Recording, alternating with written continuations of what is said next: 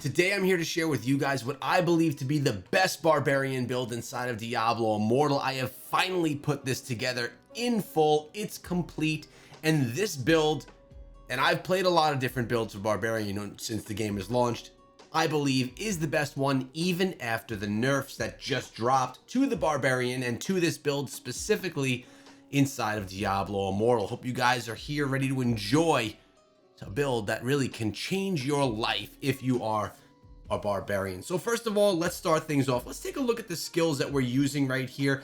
One of these, actually two of these, can be switched up. So I like to go with Frenzy. I think that the attack speed you get from Frenzy is great. I like it. I'm going with it. We go with Whirlwind, Sprint, Wrath of the Berserker. Those are three musts for this build. And then I go with Undying Rage. I like it, even though it was just nerfed pretty drastically. The healing that you get from it is not what it was at one point in time. It's good. A lot of people will switch in Ground Stomp or Leap or Furious Charge instead. For that one, you can do as you wish. But the gear that we're going to be wearing is pretty darn important. So let's dive into that stuff. Let's come on over here to the Essence Transfer. It's probably going to be one of the easiest ways for us to look at this. So first of all, we're going with the Lasting Hate.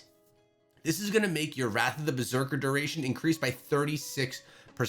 This means that your strongest skill now lasts 1/3 longer than it would normally. By the way, I'm going to take you through and do a little bit of open world stuff with you so you can see how this build actually melts opponents. This is good for PvE 100% of the time. It also works really well in PvP. I've been using it in Accursed Tower battles and it has done well. I will be putting a video out on my latest Accursed Tower battle where I did quite well in the PvP element of the game utilizing this exact build. The next piece that we have right here is the Furious Gale. This one, or the Ferocious Gale. Whirlwind occasionally throws out tornadoes that deal 2,488 damage to any enemies they strike. All right, these tornadoes are important because they're going to be enhanced with, right here, the Hell's Legacy Shoulders. Sprint also leaves a trail of flames, dealing 5,624 damage to enemies over 4 seconds. Now, the damage is also increased as the tornadoes go through these fire, or through this trail of fire. It's going to make fiery tornadoes, which then go spread out and will burn the enemies as well. So the tornadoes that you're getting from the Ferocious Gale are very important when you pair it with Hell's Legacy. Then our legs, we are using the Swifting, or Swift Wing. Stampede. Sprint now also increases movement speed of nearby allies. That's great because you could pump up your allies, but if you're playing solo, why does that matter? Well, it's because your cooldown is reduced by almost 5% utilizing this right here. So less of a cooldown, more sprint. I'm all for it. Then we have the last piece. Actually, not the last piece for this build, but the last piece that I've recently picked up. It took me forever to get this, and I literally just got it today. This one is Bitter Wind. Whirlwind now draws on the power of the wind to deal increased damage while no longer reducing your movement speed. Also, the damage is increased by 12%. So I'm going to show you something, how this is such a game changer. This makes your Whirlwind and your movement speed with Whirlwind so much faster. We'll demonstrate that in a moment. And our final piece right here is the Sundred Legacy. This is another one of the most important ones. Wrath of the Berserker now causes nearby enemies to burn. Wrath of the Berserker damage is increased by 12%.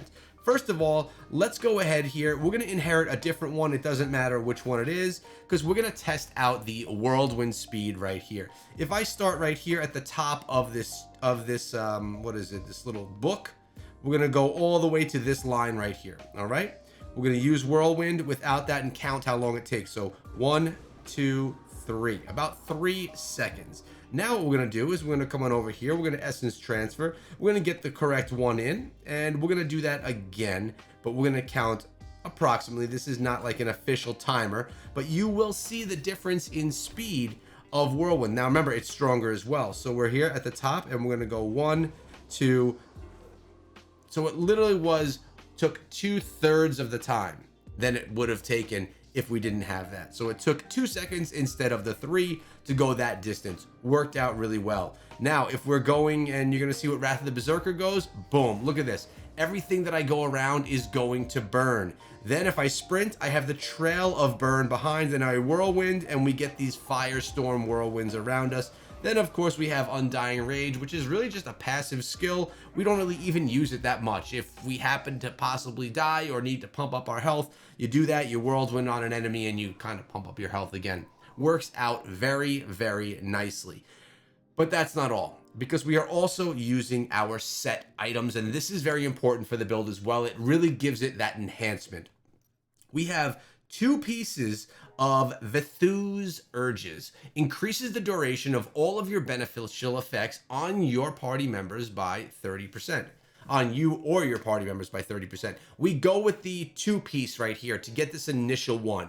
This one is nice. It's not the most important. So I have my first 2 on that right there. And then the rest of them are all going to be Grace of the Flagellant.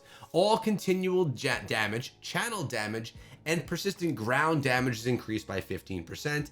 Each time you damage an individual enemy 5 times, you'll do 7,245 additional damage to that enemy. Now, if you want to see what gems we're rocking, we have a 1-star gem, which we have Awakened, and not much into it though. We're just starting that out for the first time. The rest that we have are Seeping Bile, Blood-Soaked Jade, Echoing Shade, Phoenix Ashes, and Howler's Call. So yes, I have a bunch of 5 stars in here, but like, you know, like a 3 out of 5 star. I don't think I have any 4 out of 5 stars. They're all 3 out of 5. And when you look at my resonance, as I'm about to show you how strong the build is, I don't have a lot of resonance. I have 1,393 resonance, and if you look at my combat rating, it's only 13,278. So with that in mind, compare it to what you have, and let's go somewhere and go into a battle. Why don't we head on over to, you know where we can go? Yeah, let's go to the Realm of Damnation. There could be some good enemies that we could run into over there. We'll head over there. I'll run through some mobs, and you could kind of see what it looks like. Now, my charm, which I don't feel is worth investing a ton into, I just got a bunch of 2% on here. Nothing crazy. So if you take a look at my charm, we have 2% Wrath of the Berserker, we have 2% Whirlwind, and 2% Frenzy. I'm not using Fierce Charge, nor am I using Hammer of the Ancients. I don't go crazy with the charm anymore. I just don't think it's worth it. So I like this build also because it's fast, but check this out. We're sprinting, we're here. I'm not even using the attack. I'm just on top of these enemies. Just on top of them with the Wrath of the Berserker. Didn't even need to use Whirlwind, and we took down blues. That's what we're talking about. Sprint to the next area, try and find some enemies. If I could find some blues, it would be great. We're going to just kind of pull everything in here together. Wrath of the Berserker. I did pop Undying Rage. I did not need to. Sometimes I just kind of pop stuff as I go. Whirlwind dies out. That's fine. We're just going to continue here. You also have your primary attack, which I don't honestly use that much. And you literally just shred through enemies, which is really nice. Like I said, 1,400 gem resonance. So it's nothing compared to some of these whales out there that are going into battlegrounds with 7,000 gem resonance. Again, not using Whirlwind, just kind of going. That's actually me just going with Sprint, not even Wrath of the Berserker. Sprint itself, go Wrath of the Berserker with these flames around me, and we just kind of melt everything in the path. This has been my favorite thing. When you get these skills, when you get the modifications with the legendary gear, with those essences, and then when you go ahead and you get the secondary gear to promote it as well, man, you could drop some serious damage on these enemies. And it's one of my, it is my favorite build. So let's go right here. We're going to use nothing. We're just going to kind of bring everything in together. Then we're going to pop it all. All right. See how quick this happens. We're going to go Wrath of the Berserker, Sprint, and Whirlwind. Look at this. Look at this. I mean, gone. Gone. This is on Hell 8, guys. On Hell 8.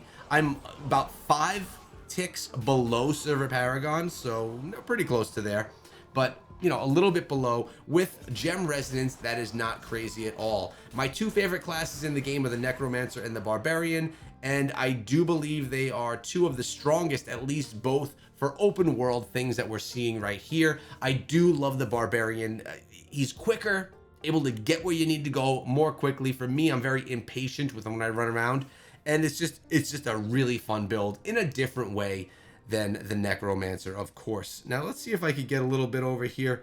Let's see if we can get a little bit more information If you want to see my Herodrum, that's where it is right there. I essentially just spend these as I get them when I do my aspirant keys. We spend them over here. We've gotten things between 14 and 17.